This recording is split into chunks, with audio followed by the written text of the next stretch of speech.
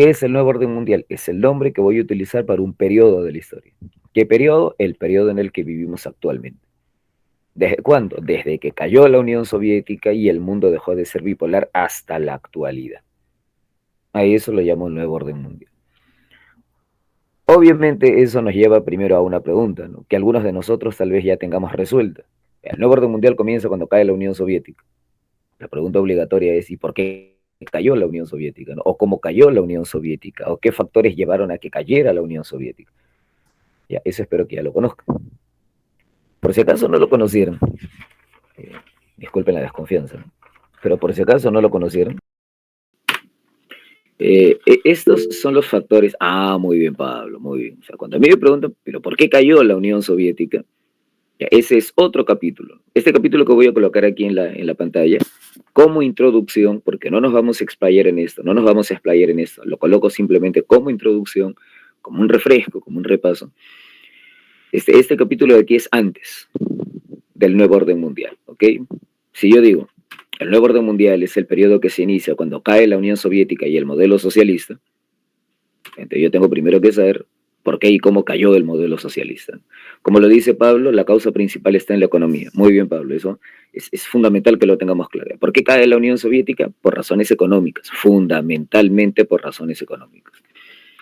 ¿Cuáles son los factores? Te lo explico brevemente. ¿Cuáles son los factores que llevaron a la caída del bloque socialista? O el bloque socialista cae por problemas económicos principalmente. Las características de la economía comunista, ¿no? Ya, eso también es importante. Miren, claro, las características, se decía, del modelo comunista, y nosotros ya lo hemos visto en clase, las características del modelo comunista son que es una economía dirigida por el Estado. Y esa característica, economía dirigida por el Estado, es lo que al final termina provocando que en la Unión Soviética hay estancamiento tecnológico, la economía soviética deja de crecer, es una economía demasiado controlada, demasiado rígida, es una economía planificada, centralizada, burocratizada. Si tú has estado atento en tus clases de Guerra Fría, entonces probablemente ya recuerdas, ¿no? Características de la Unión Soviética: es el líder del bando comunista. ¿Cómo es un país comunista? El Estado dirige la economía. Y esa dirección, ese control de la economía por parte del Estado termina provocando estancamiento, una pérdida de productividad, una caída en el Producto Bruto Interno, se estanca la agricultura, se estanca la industria, la tecnología se atrasa. Y eso para la Unión Soviética termina siendo cada vez más grave, porque la Unión Soviética tiene un enorme costo que sostener. ¿Cuál es ese enorme costo de la Unión Soviética? La rivalidad con Estados Unidos. O sea, si yo quiero reducir a una sola idea por qué cae la Unión Soviética, simple, porque tiene una economía cada vez más pobre, pero tiene los gastos de un país rico. Es un país pobre que gasta como rico, ¿de acuerdo? Es un país pobre que vive más allá de su realidad. ¿En qué gastaba la Unión Soviética? En la carrera de armamentos con Estados Unidos, en la carrera espacial, en apoyar a sus aliados alrededor del mundo, países como Cuba, en mantener un ejército, eh, Pablito, tranquilo, tranquilo, en mantener un ejército controlando pues a sus aliados, ¿no? Como Polonia, Bulgaria, Rumania, etcétera. Esa es la realidad de la Unión Soviética. No, no es tan difícil de comprender, ¿no? Pues si yo te digo, es un país con una economía pobre, pero gasta como rico, entonces obviamente tú dirás, con razón cayó la Unión Soviética. Es evidente que va a caer, porque ningún país puede sostener un conjunto de gastos que van más allá de lo que realmente puede gastar, ¿no?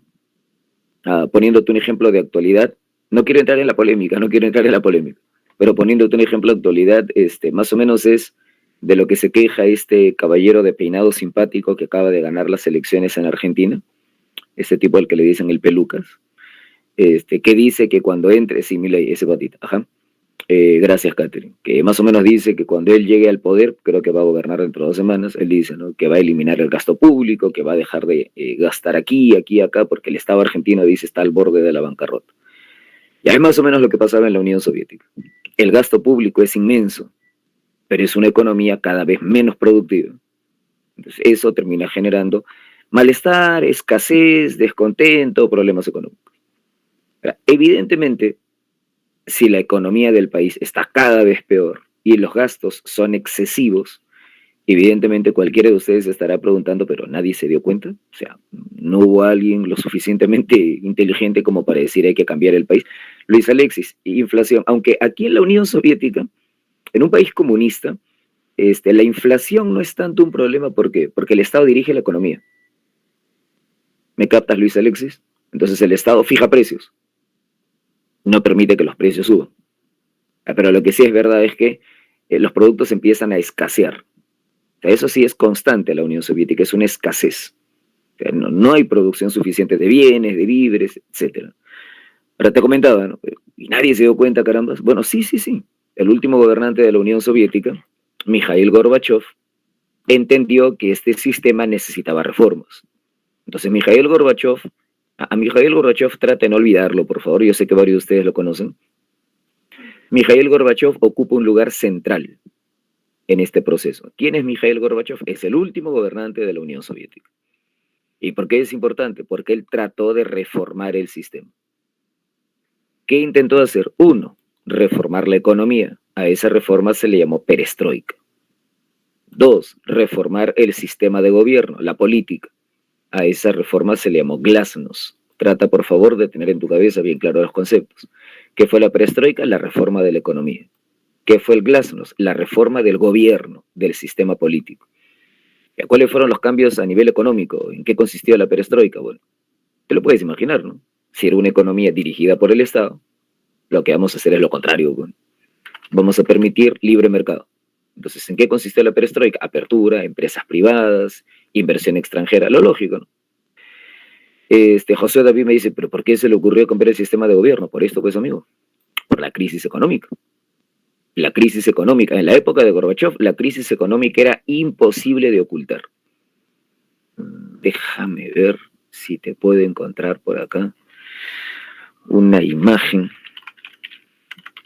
para que más o menos veas a qué me refiero cuando te hablo de la caída de la Unión Soviética en el terreno económico. No tengo una imagen aquí. Ya, si me das un minuto, te puedo conseguir una imagen. Déjame ver. Sorry, disculpa la demora. Ya, acá está. Voy a cambiar lo que te estoy compartiendo en la pantalla, ¿no? Voy a dejar de compartir acá. Miriam, otra vez Miriam. Ya, voy a compartir de nuevo. Ahí está.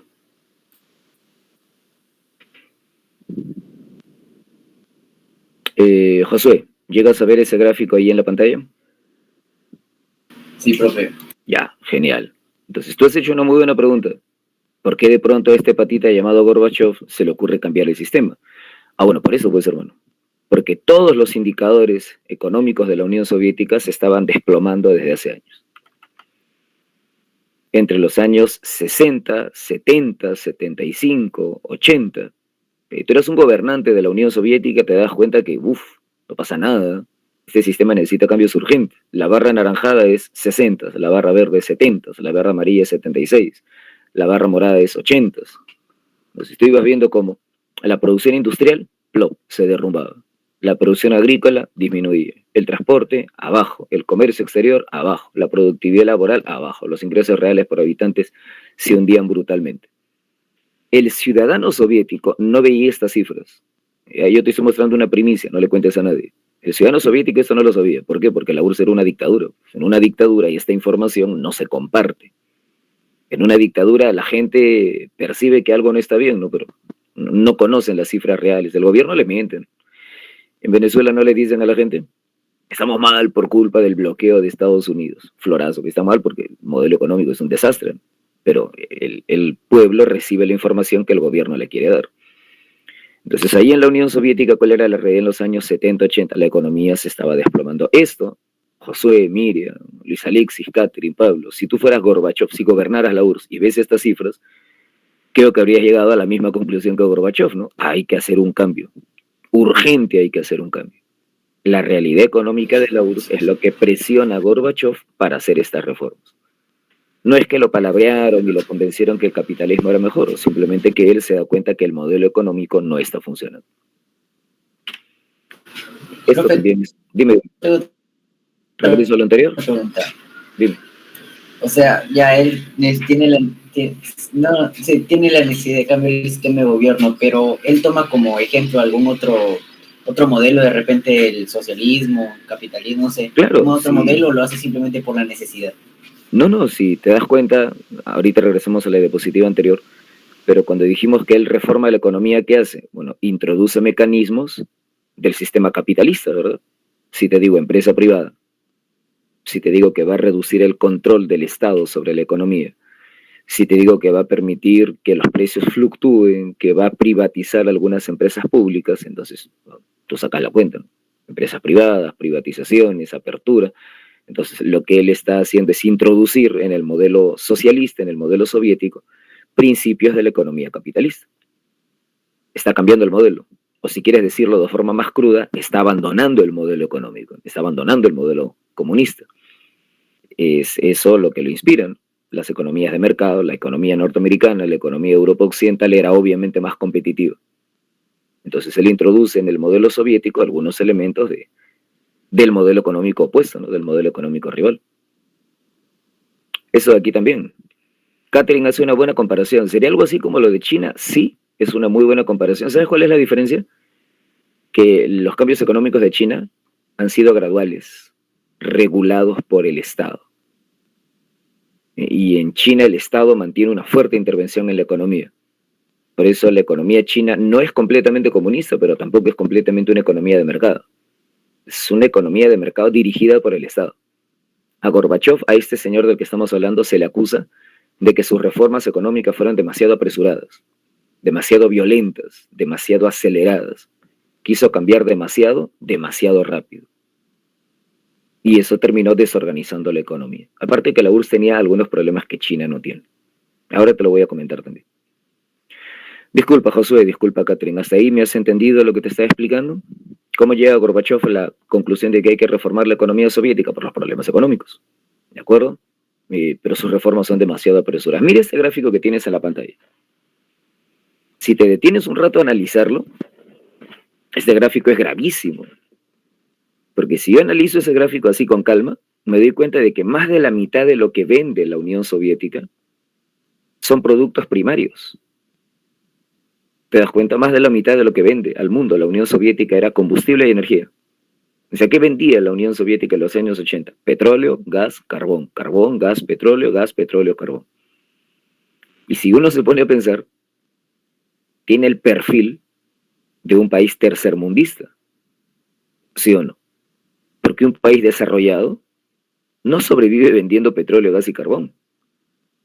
¿Sí o no? Un país desarrollado lo que vende es tecnología, ¿cierto? Computadoras, no sé, satélites, telecomunicaciones, quizás automóviles, quizás electrodomésticos, quizás satélites artificiales, quizás cualquier otro producto, ordenadores probablemente. Pero mira el gráfico de las exportaciones de la Unión Soviética. En los años 80, ¿qué le vende la URSS al mundo? Petróleo, carbón y gas. Y eso es un reflejo de qué? De su estancamiento tecnológico. El estancamiento tecnológico de la Unión Soviética en los años 80 ya es evidente para todo el mundo. Y por ahí, si faltaba alguna prueba, ustedes conocen, sí lo conocen, ¿eh? Solo que de repente no se han dado cuenta. Ustedes conocen en los años 80 un evento muy famoso que le demostró al mundo lo obsoleta que era la tecnología de la Unión Soviética. Muy bien, Josué, claro, pues el desastre de Chernobyl.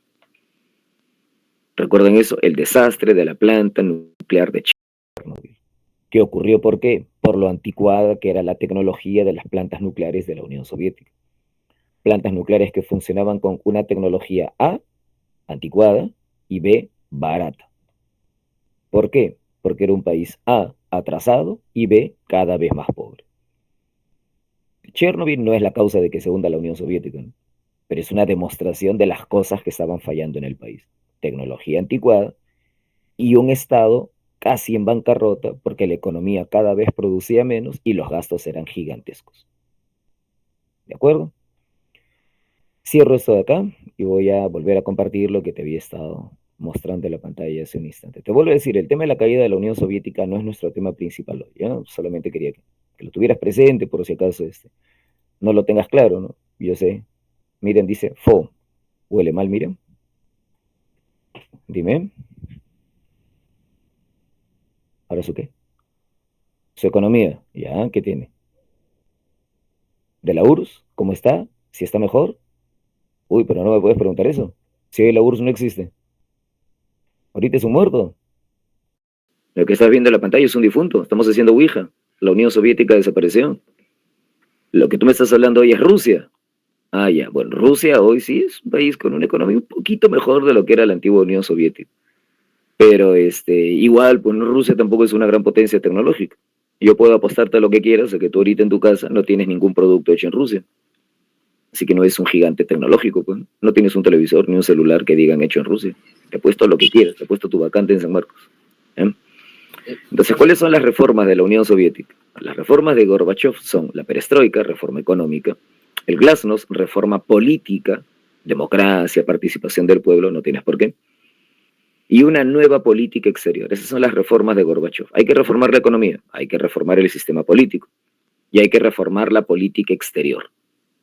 Mikhail Gorbachev lo que hace es, le pone fin a la Guerra Fría. Deja de apoyar a los países aliados a los que la URSS mantenía. A Cuba, por ejemplo, le cerró el caño, le cortó el apoyo económico. Cuba lloró sangre en esa época. Se queda sin el apoyo económico de la URSS. Deja de apoyar la URSS a guerrillas, abandona la carrera de armamentos. Habían estado peleando una guerra en Afganistán, la URSS se retira de Afganistán. Se acaba la política de hostilidad con Estados Unidos. La Unión Soviética más bien busca buenas relaciones con Estados Unidos. Necesita inversiones, acuérdate. La economía soviética está colapsada, entonces necesita inversiones norteamericanas. Por eso Gorbachev necesita con urgencia ponerle fin a la Guerra Fría. Si la URSS necesita inversiones, ¿a quién tiene que mirar? A Estados Unidos. Pero si siguen siendo enemigos, Estados Unidos no va a invertir en la URSS. Por eso es que la política exterior de Gorbachev es una política de conciliación, una política de cordialidad hacia Estados Unidos. ¿De acuerdo? Esas son las reformas que Gorbachev intenta hacer. ¿Funcionaron? A medias. Consecuencia positiva, se acabó la Guerra Fría. Consecuencia negativa, la Unión Soviética reventó. Las reformas fueron demasiado aceleradas y el país entró en un proceso de descomposición. Tu compañera hace un rato hacía una comparación simpática, ¿no? Tu compañera decía, estas reformas quizás se parejan a lo que hizo China. Quizás. Pero la Unión Soviética tiene una desventaja que no tiene China, y lo ha preguntado San Marcos alguna vez. San Marcos preguntó, ¿no? Las reformas de Gorbachev querían salvar la URSS, pero al final la hundieron. ¿Por qué la hundieron si Gorbachev quería salvar la URSS? Porque Gorbachev no tomó en cuenta o pensó que no era tan importante este problema de acá. ¿Te acuerdas? La URSS era, ya no existe, era. La URSS era un imperio multinacional. La URSS era un estado multiétnico. ¿Qué quiere decir eso? Que en China casi todos los que viven son chinos. Pero en la URSS, bueno, en la URSS había rusos, pero también había ucranianos, también había bielorrusos, también había estonios, había letones, había lituanos, había moldavos, había rumanos, había georgianos, perdón. Había abjasios, había osetios, había armenios, había kazajos, había uzbecos, había turcomanos, había tayikos, había kirguises, etc. La crisis económica de la Unión Soviética va a terminar activando estos nacionalismos. Y esa reactivación de los nacionalismos termina provocando la desintegración de la Unión Soviética. A estas alturas, georgianos, Miriam, de Georgia, ¿has oído hablar de ese país? Georgia, como George, Georgia, ¿no? ¿Nunca? Bonito país. Tienes que ir un día. La desintegración de la Unión Soviética tiene como raíz, tiene como causa estas múltiples nacionalidades. A estas alturas, yo creo que te lo he hecho repetir no sé cuántas veces en clase, en los que hemos trabajado juntos. Y yo te he preguntado varias veces, ¿qué significa esto de URSS? ¿Me acuerdas? Y te lo he preguntado porque el nombre esconde la clave de por qué va a desaparecer la Unión Soviética. Muy bien, Catherine, excelente. Haz googleado rápido. Unión de Repúblicas Excelente, muy bien. Socialistas Muy bien, Soviéticas. sí, correcto. ¿Qué es la URSS? La URSS era una unión de repúblicas, ¿te acuerdas? Era una unión de varias repúblicas. Y eso es importante, ¿Por qué es importante saber eso? porque entonces yo ya sé que este país tiene una debilidad. Sí, Luis Alex, sí, déjala, nadie se da cuenta, nadie se da cuenta. Este país tiene una debilidad. ¿Cuál es su debilidad? Pues su debilidad es que no es una nación, es una unión de varias naciones. ¿Y eso es una debilidad? Claro, pues es una debilidad. Porque si el nacionalismo de cada una de esas nacionalidades, porque si el nacionalismo de cada una de esas nacionalidades se activa, este país va a saltar en pedazos. Una ¿De acuerdo? pregunta. Dime. Ya debido a la debilidad, ¿no? A que el comunismo va desapareciendo también cada país, eso, como Georgia, ¿no? Ucrania se van de repente independizando. Pero el Exacto. modelo económico de estos países va a seguir siendo el comunista ¿Tú o qué crees? el capitalista también. ¿Tú qué crees? ¿Van a seguir De siendo repente comunistas? habrán algunos de repente, no sé si habrán quedado ¿Algún con esa fanático? ideología o ajá, No, como no. fanáticos. No. Todos estos países, uno, van a reclamar un gobierno propio y dos, van a abandonar el modelo comunista. Ya, ambas cosas van de la mano. De todos estos, ninguno va a ser un país comunista, ni siquiera la actual Rusia. Hay mucha gente que piensa que Rusia sigue siendo comunista. No. Rusia es una economía de mercado. ¿Ok? Van a abandonar el modelo comunista y van a convertirse en economías de mercado. ¿Ya? Algunas obviamente mejor que otras, ¿no? Y algunas un poco más libres que otras. Algunas van a ser más democráticas que otras, ¿no? Rusia no es muy democrática, que digamos. Pero recuerda que democracia y capitalismo no siempre van de la mano. Un país puede ser capitalista bajo una dictadura, ¿cierto? O un país puede ser capitalista bajo un gobierno democrático. Son dos cosas diferentes. Chile con Pinochet, un famoso dictador. Luis Alexis, ¿qué tiene malo que un país sea comunista? Yo no estoy diciendo que sea malo, ¿eh? No te resientas. Yo sé que tú eres comunista, Luis Alexis. No tengo nada en tu contra. Yo no te estoy diciendo que sea malo. Te estoy diciendo que no les funciona. O sea, la moraleja que sacaron estos países en esa época fue no funciona el modelo. ¿Por qué no, Luis Alexis? No, ya te lanzaste, ya confesaste, ya no hay problema. Por eso postulas a San Marcos. Mira, no es que ellos abandonen el comunismo porque sea bueno o malo. Para empezar, nosotros hemos dicho varias veces en clase, en política no hay bueno ni malo. ¿Ok? Esos son términos morales, esos términos no los usamos en historia, no los usamos en política. Ya, San Marcos nunca te va a decir, marca si el comunismo es bueno o malo. Esas palabras no se usan en el debate histórico. La cuestión sería saber si funciona o no. Ya, así de sencillo. Y en este contexto, era obvio que no funcionaba. Entonces, ¿qué van a hacer? Van a abandonar el modelo. ¿Por qué? Porque no funciona. ¿Cómo llegaron a la conclusión de que no funciona? Lo vimos hace un rato, ¿no? Los indicadores económicos estaban cayendo. Por eso es simplemente que abandonan el modelo. No porque alguien los haya convencido que es bueno o malo, es simplemente porque era un modelo ineficiente. ¿Por qué? Porque el modelo comunista ahoga la iniciativa privada. Porque si el Estado, si el Estado controla la economía, el Estado determina qué se produce, el Estado determina quién lo produce, el Estado controla los precios y eso termina asfixiando el desarrollo económico. Esa es la gran debilidad que ha mostrado siempre el modelo marxista en los diferentes países en los que se ha implantado. En todos los países en los que se ha implantado, siempre esa es la gran debilidad que ha mostrado el modelo marxista. El Estado dirige la economía, la convierte en una economía rígida, excesivamente planificada. Eso termina generando estancamiento y empobrecimiento. Nos guste o no nos guste. Ahora, los marxistas que te van a decir, no, pero es que lo están aplicando mal. Bueno, ya ese es su consuelo, pues. Pero a los países que eran parte de la Unión Soviética, ese floro no los convencía. Ellos dijeron, no, hay que cambiar el modelo. No funciona. Dime, Josué. Te escucho, te leo, como quieras.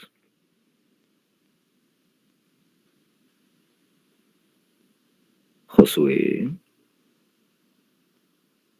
murió. Le dijeron que el comunismo no funciona y se lanzó por la ventana. Disculpa, José.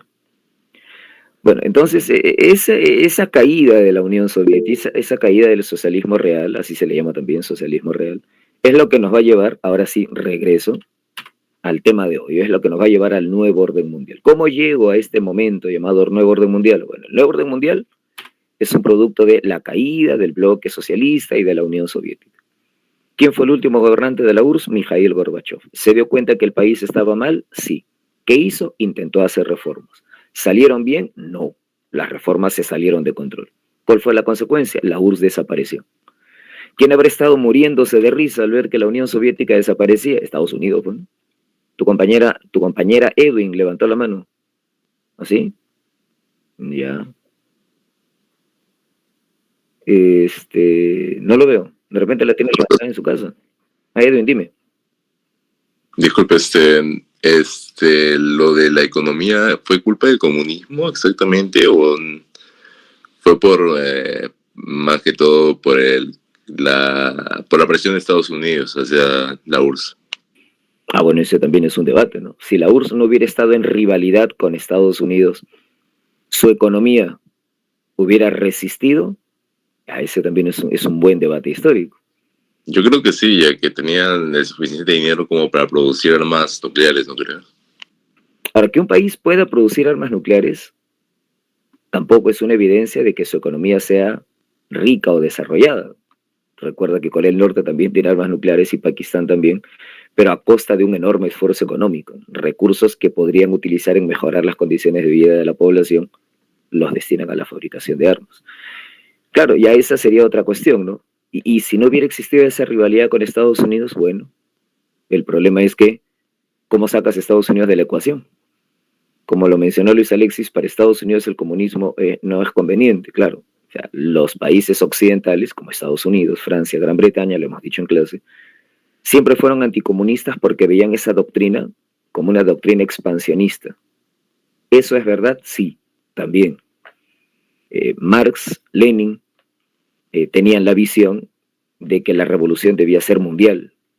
Entonces era inevitable una confrontación entre el modelo comunista y el modelo de la economía de mercado. Uno podría decir, pero el comunismo hubiera funcionado si no fuera por la rivalidad. Sí, pero es que en la base de la doctrina comunista está la idea de la rivalidad. La revolución debe ser mundial. Entonces ya ahí un poco entramos a un callejón sin salida. ¿Se podría aplicar el comunismo aisladamente en un país? No sabemos. Y ese no es el plan original de la doctrina marxista, ¿no? Pero también en historia siempre tenemos el problema de cómo habrían sido las cosas si fueran de otra manera, ¿no? Lo malo de la historia es que no podemos hacer experimentos, ¿no?